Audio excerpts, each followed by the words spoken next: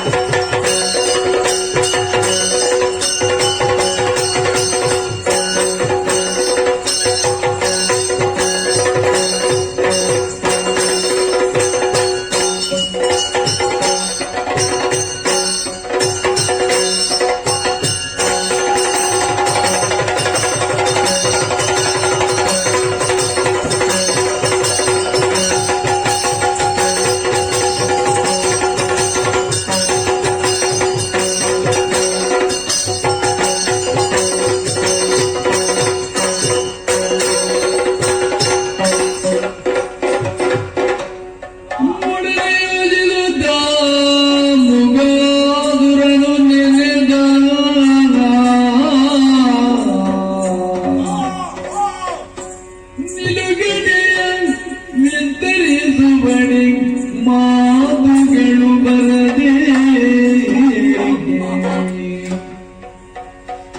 ಮಿಡುಗುದಿರೆ ಕಾಣುತ್ತ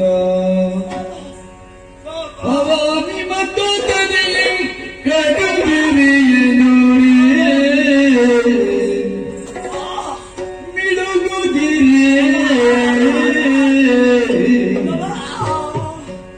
ಮಾತುಗಳು ಬರದೆ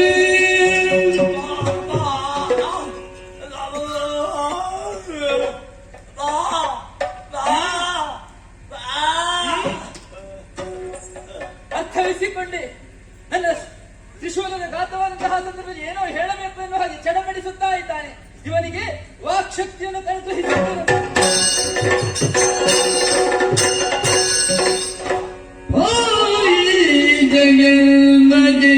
ಜಗತಿ ಸದಾ ಮಹಿಮೆ ತ್ರಾಯಿಯನ್ನು ತಗೊಳ್ಳಾಡುವೆನು ನಲಿದಾಡುವೆನು ಮಾಡುವೆನು ಪಾಯಿ ಜಗನ್ಮಯೇ ಜಗತಿ ಸದಾ ಮಹಿಮೆ ಜಯ ಜಯ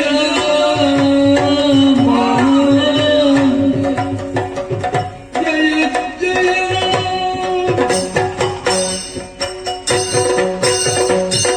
ಸರ್ವಮಂಗಲಮಾಂಗಲ್ಯೆ ಶಿವೆ ಸರ್ವಾರ್ಥ ಸಾಧಿಕೆ ಶರಣ್ಯೆ ತ್ರ್ಯಂಬಕೆ ನಾರಾಯಣಿ ನಮೋಸ್ತುತೆ. ಜಯ ಜಯ ಓ ಲೋಕಮಾತೆಯೇ ಸಕಲರನ್ನು ಕಾಯುವಂತಹ ಓ ಮಾತೆಯೇ, ಇದು ನಿನ್ನಿಂದಲೇ ವರವನ್ನು ಪಡೆದಂತಹ ನಾನು ಅಹಂಕಾರಿಯಾದೆ ಯಾವ ರೀತಿ ವರ್ತಿಸಬೇಕು ಎಂಬುದನ್ನು ಅರಿಯದೆ ನಾನೇ ಎಲ್ಲ ಲೋಕಕ್ಕೂ ಅಧಿಕಾರಿ ಎಂಬಂತಹ ಭಾವನೆಯಿಂದ ವರ್ತಿಸುವುದಕ್ಕೆ ಮುಂದಾದೆ. ನಿನ್ನನ್ನೇ ಕಡೆಗಣಿಸಿ ನಿನ್ನನ್ನೇ ವಿರೋಧಿಸುವುದಕ್ಕೆ ಮುಂದಾದವನು ಅಭ್ಯಂತರೇ ಬಾಯಿ ಬಾರದೆ ಮಾತನ್ನು ತದಳದೆ ಯಾವುದೋ ಸಂಕಷ್ಟಕ್ಕೆ ಸಿಲುಕಿಕೊಂಡಿದ್ದೆ. ಈ ಸಂದರ್ಭದಲ್ಲಿ ನಿನ್ನ ಕೈಯಲ್ಲಿರುವಂತಹ ತ್ರಿಶೂಲ ಸ್ಪರ್ಶದಿಂದ ಮಾತನಾಡುವಂತಹ ವಾಕ್ ಶಕ್ತಿ ನನಗೆ ಉಂಟಾಗಿದ್ದಾರೆ. ಅಮ್ಮ, ನಾನು ಮಾಡಿದ್ದು ಸರ್ವಪರಾಧ ನನಗೆ ಗೊತ್ತು. ಈ ಸಂದರ್ಭದಲ್ಲಿ ಖಂಡಿತವಾಗಿ ನಿನ್ನ ಪ್ರತ್ಯಕ್ಷನ ಪಾಲಿಗೆ ಆಗುತ್ತದೆ.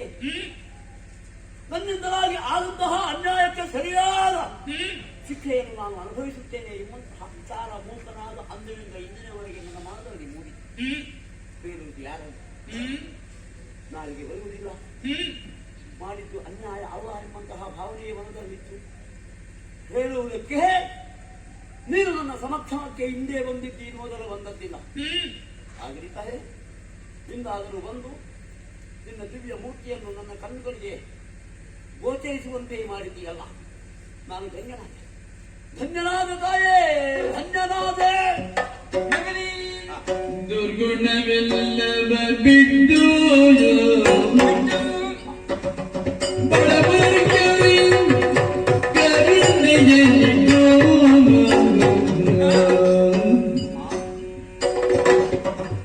ಕರಗಗೆ ಬಾಗಿಗೆ ಕೊಡದೆ ಸನ್ಮಾರ್ಗದಿ ಗೆಲ್ಲು ಬಿಡದೆ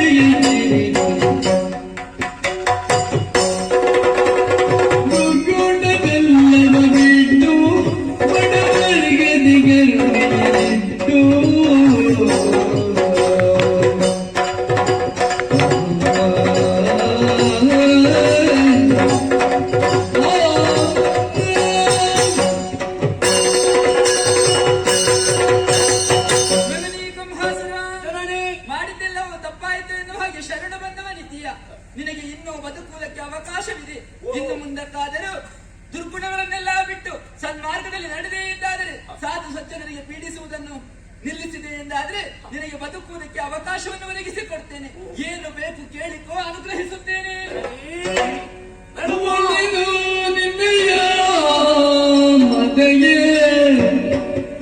ಮನದಿಲ್ಲ ನೀನೆಂದು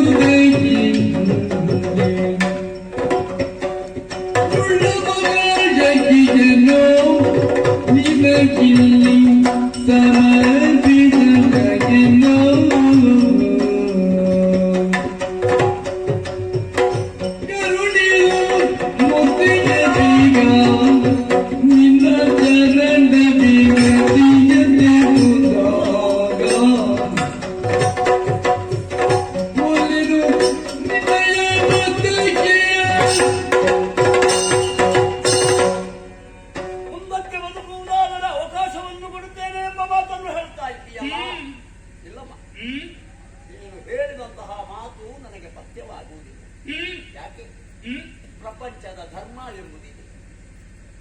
ಧರ್ಮಕ್ಕೆ ವಿರೋಧವಾಗಿ ಯಾರು ಬದುಕುತ್ತಾರೋ ಅವರಿಗೆ ಖಂಡಿತವಾಗಿಯೂ ಬಾಳು ಇಲ್ಲ. ಬಾಳು ಇದ್ದರೂ ಕೂಡ ಕ್ಷಣಿಕವಾದ. ಯಾಕೆ? ಅವರು ಮಾಡುವುದು ಅನ್ಯಾಯವನ್ನು. ಧರ್ಮಕ್ಕೆ ವಿರೋಧವೆಂಬುದೇ ಅನ್ಯಾಯ, ಅಧರ್ಮ. ಅದನ್ನು ಮಾಡುವುದಕ್ಕೆ ಶಾಶ್ವತವಾದಂತಹ ಬೆಲೆಯೇ ಇಲ್ಲ. ಧರ್ಮವನ್ನು ಧರ್ಮವೇ ರಕ್ಷಿಸುತ್ತದೆ. ಆ ಸಂದರ್ಭದಲ್ಲಿ ಧರ್ಮವೇ ಪ್ರಪಂಚದಲ್ಲಿ ತಲೆ ಎತ್ತಿ ಅಧರ್ಮವನ್ನು ನಾಶ ಮಾಡುವುದಕ್ಕೆ ಮುಂದಾಗುತ್ತದೆ ಎಂಬುದೇ ಸತ್ಯ. ಏನು ಮಾಡೋಣ? ನನ್ನ ಹುಟ್ಟಿನಿಂದಲೇ ಆ ಧರ್ಮ ಎಂಬುದು ಯಾವುದೆಂಬುದನ್ನು ನಾನು ತಿಳಿದುಕೊಂಡಿಲ್ಲ. ಅಂದರೆ ನನಗೆ ಪಾಠ ಹೇಳುವಂತಹ ವ್ಯಕ್ತಿಗಳೇ ಸಿಗಲಿಲ್ಲ. ನನ್ನ ಪಥವನ್ನು ಮುಂದಕ್ಕೆ ಹೋಗುವುದಕ್ಕೆ ಪ್ರಚೋದನೆಯನ್ನು ಕೊಟ್ಟವರು ನನ್ನ ಹಿರಿಯವರು, ನನ್ನ ಜಾತಿಯಲ್ಲೇ ಹುಟ್ಟಿದವರು. ಅವರಿಗೆ ಪ್ರಪಂಚದ ಧರ್ಮ ಏನೆಂಬುದು ಗೊತ್ತಿಲ್ಲ, ಸ್ವಾರ್ಥ ಒಂದೇ ಗೊತ್ತಿತ್ತು. ನಾನು ಬದುಕಬೇಕು, ನನ್ನಿಂದಲಾಗಿ ಪ್ರಪಂಚ ಉಳಿಯಬೇಕು, ಮೂರು ಲೋಕವೂ ಕೂಡ ನನ್ನ ಸ್ವಾಧೀನದಲ್ಲಿರಬೇಕು, ನಾನು ನನ್ನದು ಎಂಬಂತಹ ಸ್ವಾರ್ಥಕ್ಕೆ ಬೇಕಾಗಿ ಸಾಧು ಸಜ್ಜನರನ್ನು ಪೀಡಿಸಿದ್ದು ಮೊದಲು ಇದೆ. ಇಂದ್ರಾದಿ ದೇವತೆಗಳನ್ನು ಬಡಿದೋಡಿಸಿ ಸ್ವರ್ಗದ ಅಧಿಕಾರವನ್ನು ಪಡೆದಂತಹ ನನ್ನ ಹಿರಿಯವರಿದ್ದಾರೆ. ಅದೇ ಪಥ ನನಗೆ ತೋರಿತು. ಆ ದಾರಿಯಲ್ಲೇ ಮುಂದೆ ಹೋದವರ ಅವರು ಸತ್ತಿದ್ದಾರೆ, ಹೇಗೆ ಸತ್ತಿದ್ದಾರೆ ಎಂಬುದನ್ನು ತಿಳಿದುಕೊಂಡಿದ್ದರೂ ಕೂಡ ನನ್ನ ಶರೀರದಲ್ಲಿ ಅಲ್ಲಿ ಇರುವಂತಹ ರಕ್ತದ ಸ್ವಭಾವವು ಏನು ಅದನ್ನು ಆಲೋಚಿಸುವಂತಹ ಬುದ್ಧಿಶಕ್ತಿ ನನಗೆ ಇರಲಿಲ್ಲ. ಸಾಯ್ದಾದೆ ಸಾಯ್ದು ಜೀವಮಾನದಲ್ಲಿ ಒಂದು ದಿವಸವಾದರೂ ದುಃಖಿಯಾಗಿ ಇಲ್ಲವಲ್ಲ, ಸಂತೋಷವನ್ನೇ ಅನುಭವಿಸುವುದಕ್ಕೆ ಆ ಭಗವಂತನ ಪ್ರೇರೇಪಣೆ ಇದೆ ಎಂಬುದರಿಂದಲೇ ಅನ್ಯಾಯವನ್ನೇ ಮಾಡುವುದಕ್ಕೆ ನಾನು ಕೂಡ ಮುಂದಾದೆ. ಮಾತೆಯಾದಂತಹ ನಿನ್ನಲ್ಲಿ ವರವನ್ನು ಕೇಳುವಾಗ ನೀನು ಹೇಳಿದಂತಹ ಮಾತನ್ನು ಹಾ ಅಂದಿದ್ದೇನೆ. ಆದರೆ ನನ್ನ ನಡತೆ ಮಾತ್ರ ವಿರುದ್ಧವಾಗಿ ಹೋಯಿತು. ಋಷಿ ಮುನಿಗಳು ಪ್ರಪಂಚದ ಒಳಿತಿಗಾಗಿ ಯಾಗ ಯಜನಾದಿಗಳನ್ನು ಮಾಡುವವರಮ್ಮ, ಅವರಿಗೆ ಸಹಾಯಕನಾಗಬೇಕಿತ್ತು. ನಾನು ವಿರೋಧಿಯಾದ, ಶಿಕ್ಷಿಸುವುದಕ್ಕೆ ಮುಂದಾದ. ಇಂದ್ರಾದಿ ದೇವತೆಗಳು ಎಲ್ಲರೂ ಲೋಕವನ್ನು ಕೂಡ ಪಾಲಿಸುವವರು, ಅವರಿಗೂ ಕೂಡ ವಿರೋಧಿಯಾದ. ಹಾಗಾದ್ರೆ ಇದು ನನ್ನ ಸ್ವಾರ್ಥ ಅದರಲ್ಲಿ ಅಡಗಿ.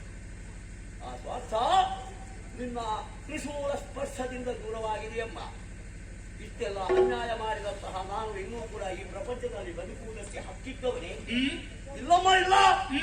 ನನಗೆ ಬದುಕುವ ಆಸೆಯೂ ಇಲ್ಲ. ನಿನ್ನ ಪಾದವನ್ನು ನೋಡಿದ ಮೇಲೆ ನಾನು ಖಂಡಿತವಾಗಿಯೂ ಇನ್ನು ಮುಂದೆ ಪ್ರಪಂಚದಲ್ಲಿ ಜೀವಿಸಲಾರೆ. ಹಾಕಿದಂತಹ ತ್ರಿಶೂಲವನ್ನು ತೆಗೆಯುವುದಕ್ಕೆ ಮೊದಲು ಪ್ರಾಣ ಪಕ್ಷಿ ಹಾರಿ ಹೋಗಬೇಕು. ಅದು ಒಂದು ಆಕಾಂಕ್ಷೆ. ಆದ್ರೆ ಮತ್ತೊಂದು ನನ್ನ ಅಪೇಕ್ಷೆ ಇದೆ ಅಮ್ಮ. ಏನದು? ಮಹಾಮಾತೆಯಿಂದ ಹೊರವನ್ನು ಪಡೆದು ಮೂಖಾಸುರನೆಂಬವ ಪ್ರಪಂಚದಲ್ಲಿ ಅನ್ಯಾಯವನ್ನು ಮಾಡಿದರೂ ಕೂಡ ಮೋಕ್ಷವನ್ನು ಪಡೆದಿದ್ದಾನೆ ಎಂಬಂತಹ ವಿಷಯ ಮುಂದೆ ಹುಟ್ಟುವಂತಹ ಜೀವಿಗಳಿಗೂ ಗೊತ್ತಾಗಬೇಕು. ಅದಕ್ಕಾಗಿ ಅಮ್ಮ, ಬಾಯಿಯಾದಂತಹ ನಿನ್ನ ಹೆಸರಿನ ಜೊತೆಯಲ್ಲಿ ಈ ಮೂಕನ ಹೆಸರು ಕೂಡ ಸೇರಬೇಕಮ್ಮ. ಅಷ್ಟು ಹೆಸರನ್ನು ಸೇರಿಸಿ ಆ ಹೆಸರು ಶಾಶ್ವತವಾಗಿ ಉಳಿಸುವಂತೆ ಮಾಡುವ ಆ ಅನುಗ್ರಹ ಅದು ನಿನ್ನ ಪಾಲಿಂದ ಬರಬೇಕು, ನನಗೆ ದೊರೆಯಬೇಕು ಎಂಬುದೇ ಆಸೆ.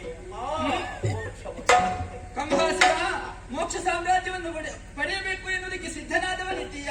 ನನ್ನ ತ್ರಿಶೂಲವನ್ನು ನಿನ್ನನ್ನು ಘಾತಿಸಿದಂತಹ ಸಂದರ್ಭದಲ್ಲಿ ನೀನು ಇದೇ ಸ್ಥಳದಲ್ಲಿ ಲಿಂಗ ರೂಪದಿಂದ ಬಿದ್ದಿರು. ಮುಂದಕ್ಕೆ ತರುಣ ಯೋಗಿಯವರು ಪಾದಸ್ಪರ್ಶವನ್ನು ಮಾಡಿದಂತಹ ಸಂದರ್ಭದಲ್ಲಿ ಮೂರ್ತಿ ಸ್ವರೂಪಕ್ಕೆ ಬರುವವನಿದ್ದೀಯ. ಅವರಿಂದಲೇ ನೀನು ಮುಂದಕ್ಕೆ ಲಿಂಗ ರೂಪದಿಂದ ಇರುವವನಿದ್ದೀಯ. ಮಾತ್ರವಲ್ಲ, ಬ್ರಹ್ಮಲಿಂಗೇಶ್ವರ ಎನ್ನುವ ಹೆಸರಿನಿಂದ ಪ್ರಸಿದ್ಧಿಯನ್ನು ಪಡೆಯುವುದಕ್ಕಿದ್ದೀಯ. ಮಾತ್ರವಲ್ಲ, ನಿನ್ನ ಹೆಸರನ್ನು ನನ್ನ ಹೆಸರಿನೊಂದಿಗೆ ಸೇರಿಸಿ ನಿನ್ನ ಹೆಸರು ಚಿರಸ್ಥಾಯಿಯಾಗಿ ಉಳಿಯುವಂತೆ ನಾನು ಮಾಡ್ತೇನೆ. ಮೋಕ್ಷ ಸಾಮ್ರಾಜ್ಯ